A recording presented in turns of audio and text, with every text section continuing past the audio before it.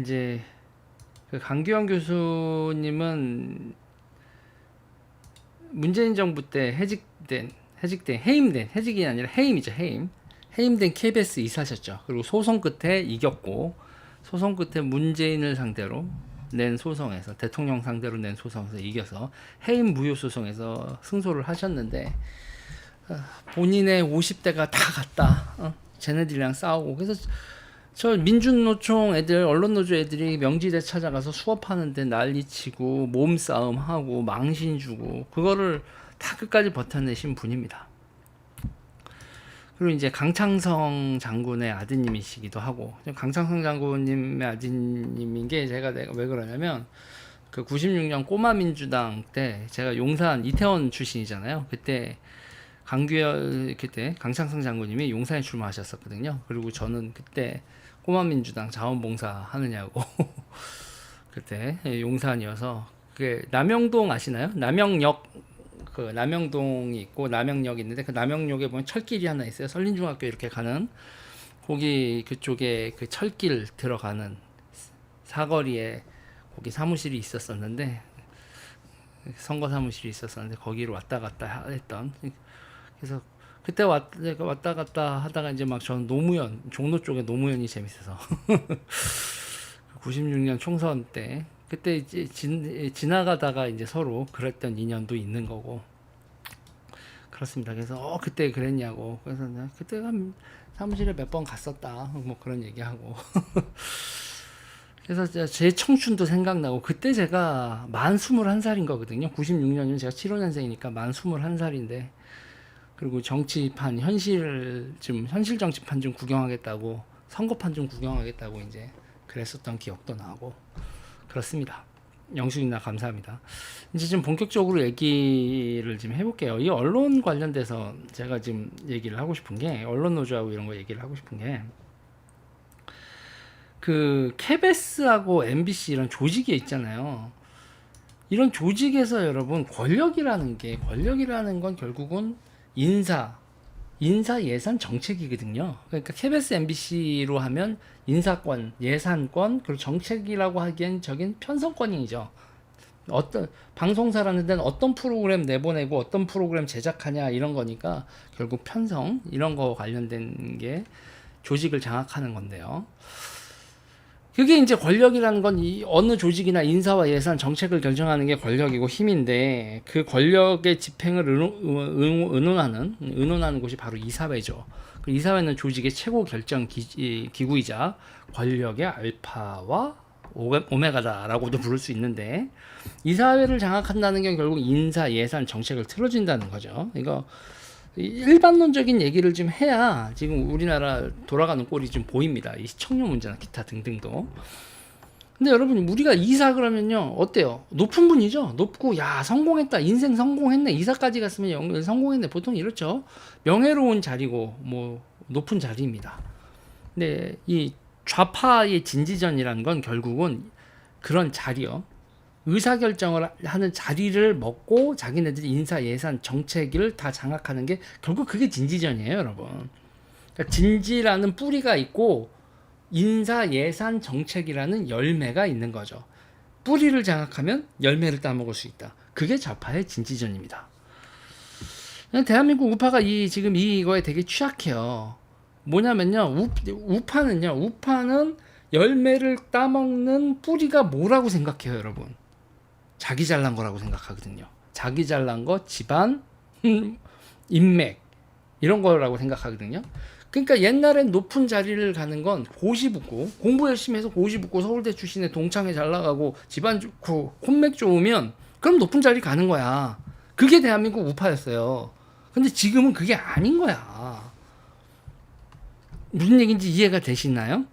그러니까 높은 자리라는 열매를 따는 게, 내가 우리 동기 중에서 제일 잘 나가는데 그러면 내가 저 자리에 가야지, 이게 이제 우파적 세계관에서의 자리, 그 권한을 가지는 자리로, 그리고 그 자리로 가면 내가 잘난 놈이 잘난 짓 해야지, 여기서 엄한 짓 할 수 없어. 그리고 이제 명예도 있고 뭐도 있고 막 이런 근성도 있고 이랬는데, 그게 이제 다 무너졌죠.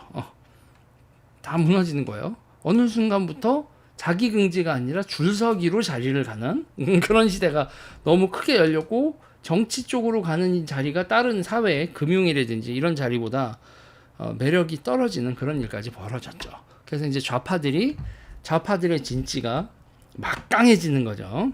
그리고 이제 이 대한민국 우파들이 어떻게 됐냐면, 그럼 옛날엔 잘난 거에 대한 잘난 걸 배경으로 하고 자리를 갔는데, 이제는 못난 사람도 자리로 간다는 게 정말 골 때리는 상태가 벌어져요. 그러니까 뭐냐면요, 자리만 원해요. 자리가 잘났다라는 걸 내가 여기 자리까지 갈랐으면 잘난 거 아니야? 잘난 사람이 자리를 가는 게 아니라 자리를 가면 잘났다라고 생각을 해줘라는 방향으로 이상하게 이게 돌아요. 그래서 지금 대한민국 우파가 되게 취약해진 것 중에 하나가 자리만 원해요. 자리. 사장과 이사, 뭐 어떤 자리를, 국회의원이나 자리를 원하고 대우만 원하고, 자기가 어떤 일을 한다, 인사 예산 정책을 틀어지려는 적극성, 그런 거 많이 좀 떨어집니다. 좌파의 저항에 부딪히면 그냥 슬금슬금 양보하는 경우가 정말 많죠. 그러니까 자리와 의전만 해주면 인사 예산 정책이 어떻게 돌아가든 눈을 감는 사람들이 너무 많습니다. 정말 너무 많은데, 그리고 여러분, 이 좌파들은 무서운 게 뭐냐면 사장이나 이사가 진짜 권력자가 아니에요. 그러니까 사장이나 이사는 야, 너 가라?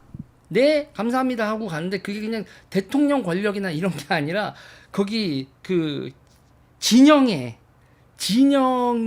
보내는 거라고요. 사장이나 이사는 거기 진영의 심부름꾼이지 어르신들이 아닙니다. 거기서 높은 이게 항상 좌파의 방식이에요, 여러분. 공식적인 자리에 있는 사람이 진짜 권력자가 아니에요. 너 거기 가서 인사 이렇게 하고 예산 어렇게 하고 이렇게 해. 너 심부름 이렇게 가서 하는 거다. 네 하고 그 자리에 가는 거지. 거기는 그 가는 사람이 최고 권력자가 아닌 겁니다. 그리고 너가 그 자리에 갈 수 있었던 건 우리 때문인 거 알지? 이런 거. 그게 진지예요. 그게 진지전이고, 그 진지가라는 게 결국은 KBS하고 MBC 따로따로가 아니라 전부 다 그 두 개를 장악한 진지는 하나죠. 언론노조라고. 언론노조, 좌파 시민사회, 원로그룹, 민주당, 뭐 이렇게 다 하나로 한 통속이 돼가지고 그 진지, 커다란 진지, 언론노조가 보세요. 민주당은 모든 이슈에 끼어 있고, 언론노조는 언론이란 특정 분야에는 꽉 잡고 있죠. 언론노조, 딴 데서는 거기서 이제 민주당도 언론 부분에서는 언론노조를 존중해주고 그쪽으로 가지고 서포트를 해주죠. 민주당은 모든 일에 끼어 있지만 언론노조, 그러니까 각 분야의 노조나 진지에 있어서는 존중을 해주는 그런 방향으로 가죠. 그게 이제 좌파 진지죠. 조직의 방침과 지침이 있고요. 하달되는 오더가 있고요. 사장과 이사도 그 조직의 방침과 지침에 따라야 합니다. 정말 웃기는 애들인데, 이게 사회주의 운동의 조직력이라는 게 그런 거예요, 여러분. 네, 문재인도 그렇습니다. 문재인도 조직으로부터, 그 진영으로부터 자유롭지 않죠. 그리고 여러분 보세요. 어느 조직이나 거대한 조직은 관료화가 되는데, 여기서 보면 모든 기자들이 다 언론 노조냐, 저한테 그런 분들이 있어요. 언론 노조가 그 언론을 잘 장악한다는 건 좀 너무 심한 말 아니요. 뭐 거긴 직원들도 얼마가 있고 뭐 이런 얘기 하시는 분들도 있는데, 당연한 말입니다. 거대한 조직은 관료화가 되기 때문에 어떤 조직으로 전부 다 그 구성원이 다 그 조직원일 수는 없어요. 그런데 여러분 잘 보셔야 됩니다. 관료화된 조직은요, 정치 싸움을 하는 사람들은 관료화된 조직에서 여러분 뭐죠? 뭐 그렇게 절대 다수가 아니에요. 제일 많은 건 항상 여러분 방관자입니다. 방관자. 권력 싸움? 해라. 니네끼리 싸워. 우린요, 여러분 관료화된 조직은요, 관료화된 조직은 고용 안정이 돼 있어요. 고용 안정이 돼 있어서, 그래 요번에 좌파 왔냐? 요번에는 우파 왔네? 아유 여긴 내 직장일 뿐이야.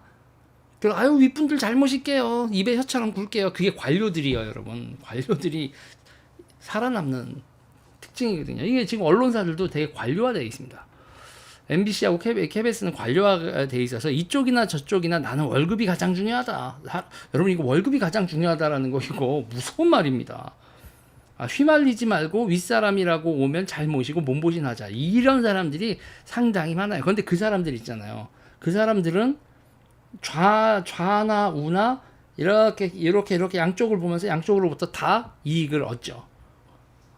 관료들은 그런 관료적 성향을 가진 사람들은 그 권력 투쟁에서 중립인 척 보이지만 우리의 지지가 필요하면 우리 보상해라는 아주 강력한 시그널을 사방팔방에서 보냅니다. 그 보상 틀어지면요, 그러면 현재 집권 세력한테 저항하죠. 좌한테도 저항할 수 있고 우한테도 저항할 수 있고 이런 식의 그게 또 작동을 하는데, 그래서 이제 케베스가 권력 투쟁의 장이 된 지가 좀 오래됐죠. 왼쪽에 사장 오면 왼쪽을 줄 쫙 서고 오른쪽 사장 오면 오른쪽으로 쫙 줄 서고 그 가운데서 있잖아요. 거기 기자들이 됐건 조직원들이 됐건 자신들의 보상을 키워왔어요. 그래서 왼쪽이든 오른쪽이든 우리의 처우는 개선된다. 저항할 필요도 없어. 그냥 계속 권력 투쟁해. 근데 문제는 말이죠. 그 비용 누가 냅니까? 국민이 냅니다. 시청료의 본질이요, 여러분. 그거예요. 시청료의 본질은 권력 투쟁에서 살아남은 케베스 관료들의 똥구멍 닦아주는 돈이 시청료가 돼버렸어요. 이건 좌파 정권, 우파 정권의 공이 이쪽 좌파 우파의 문제가 아닌 겁니다. 관료들을 좌파 정권도 우파 정권도 관료화되어 있는 케베스 조직원들을 처우로 매수한 거예요. 근데 그 처우로 매수하는 돈이 어디서 나와요? 국민한테 나오지. 그래서 월급 루팡이 도둑이라는 뜻이죠, 여러분. 월급 루팡 천국이 케베스입니다. 케베스 장난 아니에요, 여러분. 그러니까 일 없이 월급 받는 사람도 억대연금 일을 안 하는데 보직이 뭐 없어. 일이 없는데, 그리고 일이 없는데 연봉이 없긴 없는데 내가 어떻게 해서든지 밥값 해야지라는 생각을 할 필요도 없어. 이 조직은 그런 조직이 아니야. 여러분, 장난 아니에요. 40대만 저도 편집 안 하고 뭐 프로그램 기획도 안 하고 후배들이 만들어 놓은 프로그램에 가서 대충 앉아 있다가 1억 4천, 1억 5천 이렇게 받아가는 사람들도 진짜 많습니다. 그러면서 이제 제가 시청료가 폐지가 된다고 하면 그분들이 이제 막 발칵 뒤집히고 니네 이렇게 우리까지 이렇게 만들면 우파 정권 좋을 거 없어 뭐 이런 식으로 나올 수도 있는데, 케베스 관료들 억울할 게 없어요, 여러분. 간단하게 생각하자고요. 매출 없는 곳에 월급 없는 게 그게 당연한 겁니다. 우리 입장에서 보세요. 시청료도 아니 케베스를 우리가 VOD를 결제를 하든 뭐라고 하는데 공중파, 지상파 수신을 해서 텔레비전을 안 하는데 왜 우리가 수신료가 됐던 시청료가 됐던 그걸 왜 내냐고. 하질 않는데 시청하는 사람들한테 VOD 요금으로 거더라고. 우리 이거를 그렇게 할 일이 없다. 무슨 지상파로 케베스 보는 사람이 몇이나 있다고. 다 케이블 ITTV로 보고 있구만. 자, 그래서 저는 케베스 조직원들한테 얘기하고 싶은 게 시청료를 요구할 게 아니라 괜찮은 프로그램을 제작하고 파세요. 그래서 그거에 따라서 월급을 가져가십시오. 그게 답입니다. 당신들이 우리가 왜 이런 식으로 고용주인 국민들 입장에서 또는 소비자인 우리 입장에서 왜 우리가 사지도 않은 물건 때문에 돈을 내야 되냐고. 이거는 기본이 안 된 얘기죠. 응? 우리가 호구야? 국민이 호구야? 아니죠. 저는 이런 식으로, 그리고 이렇게 가야 정치 논리가 아닌 케베스는 뭐 하는 곳이다? 방송 찍는 곳입니다. 정치질 하는 곳이 아니라 방송 찍고 뉴스 제작하고 예능 프로 제작하고 드라마 제작하고 그런 방송국이지 정치질로 월급 받는 조직 아니거든요. 그리고 케베스는 여러분 좌파의 진지가 아닙니다. 좌파의 진지, 관료화된 사람들의 진지가 아니라 방송국입니다. 방송국 본연의 역할을 하십시오. 저는 그렇게 얘기를 하고 싶습니다. 월급 누팡들 너무 많은 조직에 대한민국 국민들의 세금을 그리고 시청료를 그렇게 쏟아붓는 건 말이 안 된다. 적자 보는 걸 우리가 왜 다 보존해줘야 됩니까? 이유가 있어요? 자, 이게 강규영 교수님 잠깐 또 말씀드리면, 강규영 교수님, 강규영 케베스 이사님, 그리고 현재 이제 그죠? 국가기록관리위원회 위원장님이시기도 하신데, 제가 참 좋아하는 분인데요. 그러니까 이 보신주의하고 의전에 쩌들어 있어요. 제가 보수를 보면서 기가 막혀 하는 것 중에 하나가, 아니 무슨 어르신들이 의전만 해주면은 의전 받으려고 뭐 사나? 왜 의전 받으면 끝이야. 인사 정책, 예산 정책 이런 거랑 싸우고 어디 진지에 맞서고 이래야 되는 거 아니야 하는데 별로 그런 분이 많지 않거든요. 근데 여기서 이제 그런 거예요. 저기 좌파의 진지에 싸우고 쟤네들의 망신주의나 기타 등등에도 저항하는 몇 안 되는 분, 뭐 거의 제가 겪으신 분 중에서 거의 유일한 분인데, 대한민국 좌파의 진지전을 이해하고 그들의 망신주기에도 꿋꿋이 버틴 케베스 이사 중에서 유일하신 분이고, 근데 제가 보시면 지금 안타까운 게 건강이 좀 많이 좀 안 좋아지셨고, 50대 인생이 어떻게 보면 정점이고 권력이나 이런 거에서는 정점인 인생인 게 이제 50대인데 그 인생을 문재인하고 투쟁하느냐고, 문재인하고 소송하고 하느냐고 다 보내셨습니다.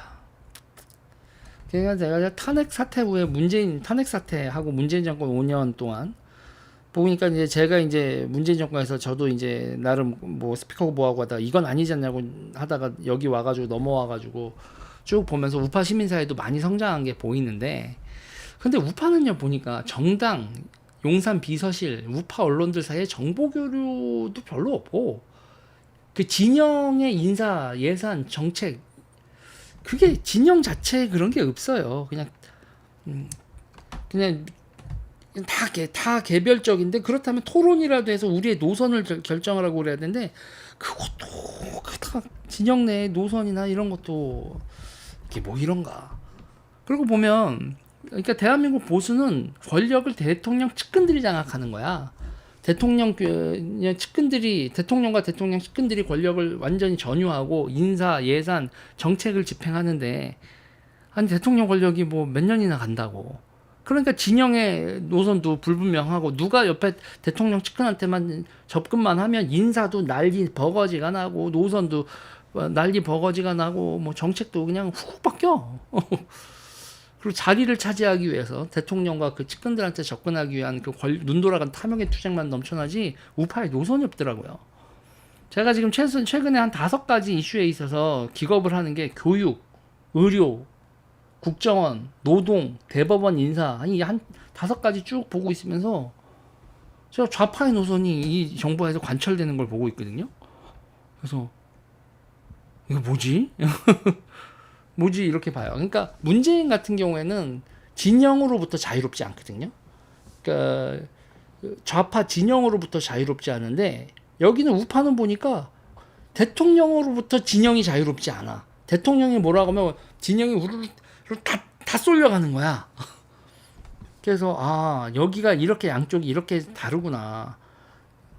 그러니까 노무현이나 문재인은 좌파 시민단체나 기타 등등, 노무현은 무지하게 싸웠잖아요. 무지하게 싸우고 뭐 좌파 언론들하고도 확 틀어보려고, 뭐 주사파들하고도, 주사파가 문재인 배신자네 뭐네 난리치고 그랬는데, 이 좌파는 대통령이 진영으로부터 자유롭지 않고, 저들의 진지로부터 자유롭지 않고, 그 우파는 대통령 권력으로부터 진영이 자유롭지 않은. 그래서 두 개가 이렇게 다르구나. 그렇게 보고 있어요. 그런데 이제 저는 이게 정치력 자체가 지금 기울어진 운동장이라고 보죠.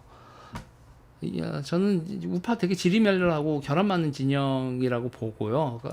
저쪽에 스크럼 짜고 덤비고 오는 거에 계속 당분간도 권력 선거를 어떻게 비벼서 이긴다고 해도 나라의 방향성을 계속 쟤들한테 휘둘리며 갈 수밖에 없겠구나, 이런 생각을 합니다. 그런 와중에도 제가 이 우파 어르신들, 이 똥멍청이들이라는 건 제가 얘기를 정말 많이 하는데, 제가 그래도 믿고 배워야 되고, 배울 게 많고 믿고, 그리고 이 좌파 진지전을 이해하고 있는 정말 몇 안 되는 보수 어르신이다. 교수님 벌써 어르신 소리를 듣는 건 좀 좀 오글거리실 수 있는데, 그래도 저는 강규영 교수님이 이렇게 버텨주시고 계셔서 감사할 따름이죠. 참 여러분 보고 있으면 진짜 너무 그런 하중이 쏠려요. 강규영 교수님이나 이런 몇몇 분한테 너무 하중이 쏠립니다. 대부분 다 자리 차지하려고 눈깔 돌아가 있어가지고 어떻게 돌아가는 상황 판단이나 기타 등등을 하는 데 있어서 몇몇 분들이 거의 죽어나는, 이게 우파는 영웅을 강요하는 그런 분위기입니다. 아무튼 뭐 얘기하다가 이런저런 얘기 좀 많이 했네요. 그래서 저랑 같은 이 소리내다의 필진이 되신 거 위원장님 환영합니다. 이 얘기 여기까지 하겠습니다.